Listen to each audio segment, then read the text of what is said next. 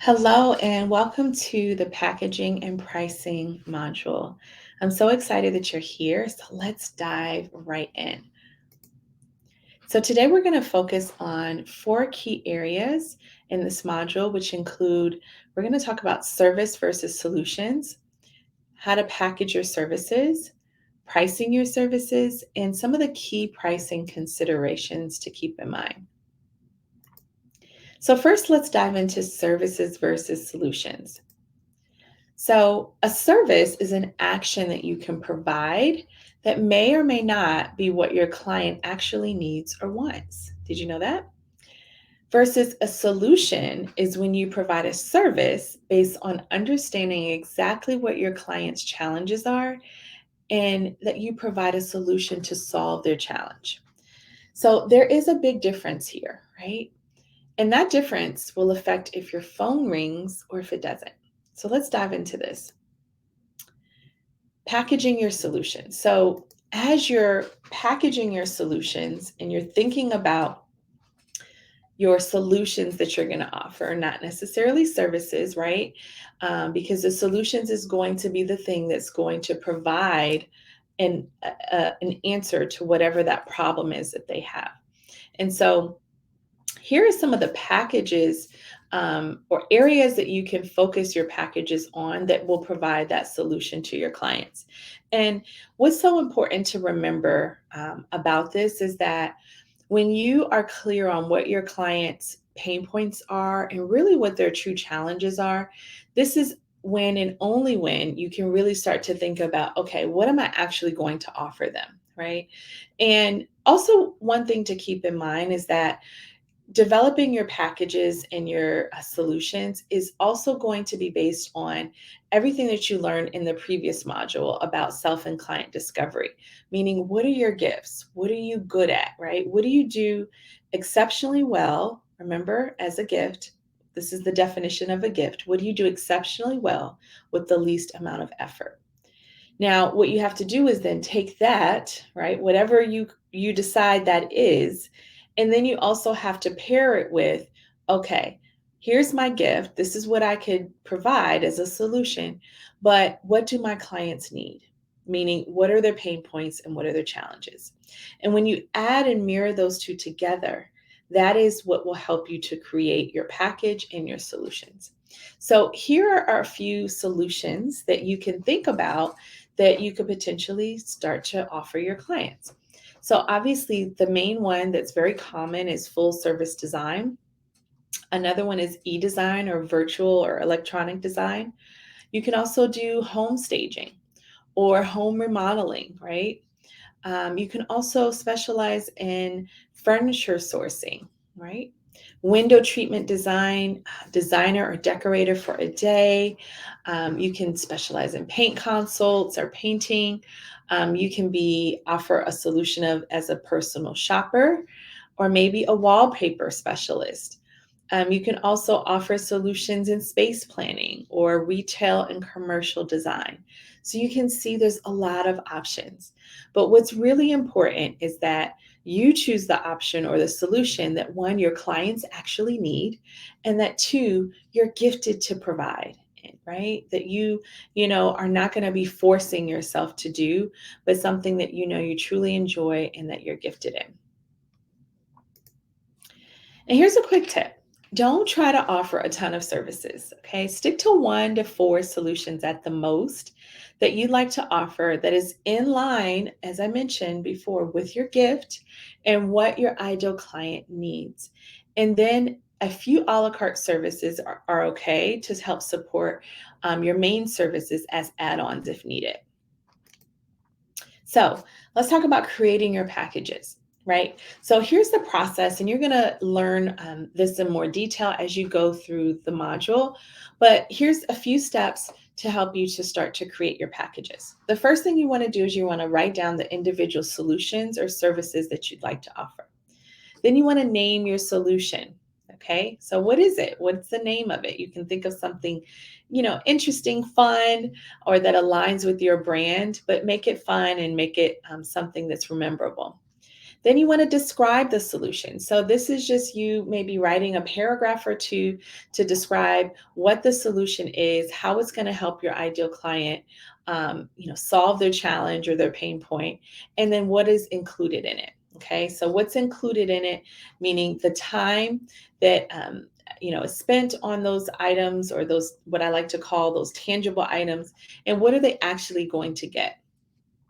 And then what's the process that the client will experience? This is important because most clients are who may hire you, it may be their first time working with a designer or a decorator. And so you want to make sure that you are setting them up for success so that there's no questions, there's no confusion, and you're explaining what your process is. Because this also helps build trust, right? When they can trust and know that, okay, you have a process, you have a plan, it shows that you're professional and also shows that you're not winging this thing, right? Like you've got a plan and that you are, you're going to hold their hand and take them through your process. And then last but not least, you want to think about what's the price, right? You want to list the price. And just a key note is that all prices should be based on your hourly rate times the amount of time it's going to take you to complete the service. And then market demand price or your level of experience is typically a good way to go as far as identifying what that price or what that hourly rate will be. And then I do recommend adding a buffer, usually between 20 to 30% onto whatever that total price is that you come up with, because that's going to allow for extra time that maybe will need to be covered for things coming up or, different challenges that you might have so that you're not working for free. Okay.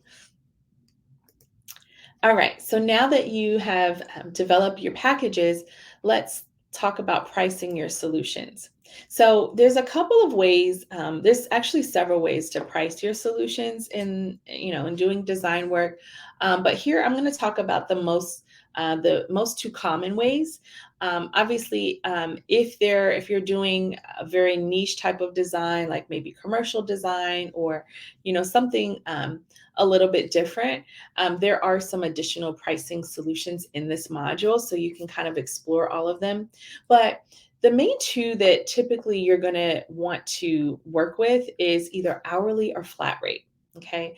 Now, if you charge hourly, just be sure to evaluate the scope of the project first and provide a proposal to the client on an estimate of how many hours you think the project will take. Right? Clients don't like to be left in the dark, and they don't like surprise invoices, right? Just popping up left and right. And so it's really important that you do kind of that upfront work so that you can really see how long it's going to take and you can give your client an estimate.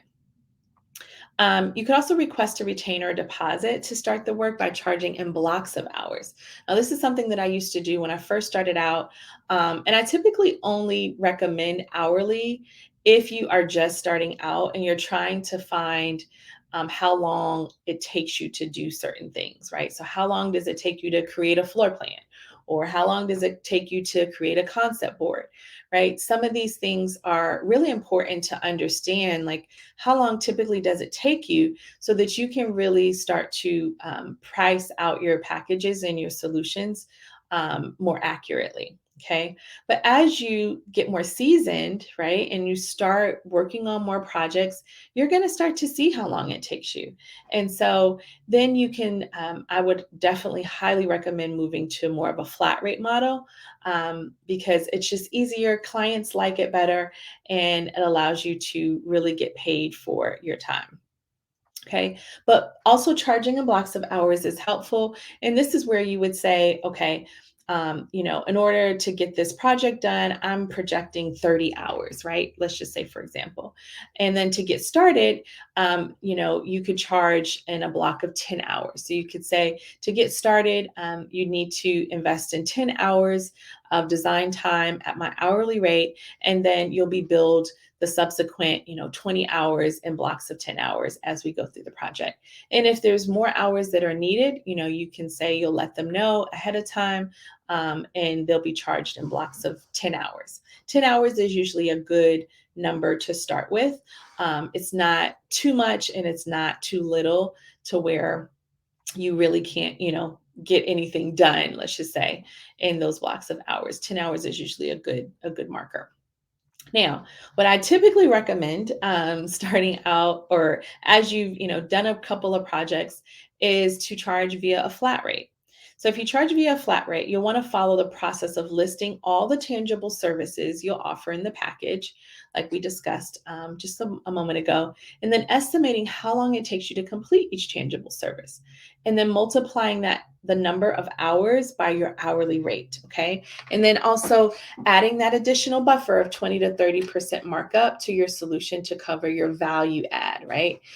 Because it's not just about how much time, right? That is a part of it, but also remember you're providing value, right? Your intellectual property and your knowledge. And that really doesn't have a price tag. Okay. And so you want to make sure that you allot for that. And then also any, things that might pop up that may require more time that you didn't anticipate.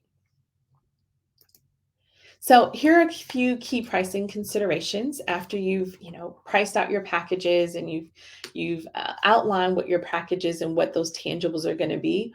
Is that when it comes to pricing your services, there are a few things to consider. The first thing is, what type of interior design do you do? Right. So is it commercial or remodeling or decorating or staging? Right. Your pricing and how you price your solutions may change slightly depending on what your niche is. So, for example, if you are a commercial designer, you may want to price by the square footage versus hourly or a flat rate, right? Because you may be working with big, large buildings or properties. And so charging by the hour might not be the best solution, and definitely not by a flat rate, right? Because you've got a lot of space to cover. So just keep that in mind as you are pricing out your services. If you fall into some of these unique niches, that you might want to explore some other options that are in the lesson. The other thing is location and what market is willing to pay, right? So sometimes we may, consider one hourly rate, but if let's just say you moved from Arkansas to New York City, you know that there's probably a big price disparity in your location, right? And what people are willing to pay. So you may need to adjust your pricing based on your location. The next thing is your level of experience, right? That plays a factor because the more seasoned you are, the more quicker you are at delivering your solutions, right? So it's not going to take you as much time as if you're just starting out. And so, I always say a rule of thumb is to, start your hourly rate at your base rate based on your level of experience. I do not recommend going below $50 an hour to start out. But, as you progress and you get better, you can increase your pricing, right? Because your experience is expanding. So just keep that in mind. Another thing to consider is how long it takes you to deliver your service, right? Again, this is kind of similar to your level of your experience. So as you get more seasoned and get more experience, you're going to take less time, right? So as you get quicker, you may need to adjust your pricing based on that. And then obviously your hourly rate is a big factor, especially if you're going to be charging via flat fee or hourly. You need to decide on an hourly rate and stick to it, okay? Because that's going to be the foundation of pricing your solutions. So I hope this helps. I'm so excited for you to get started. Hop on in to the module and get started uh, on this course. And I hope to see you inside. And I can't wait to see what packages you come up with. I'll see you soon.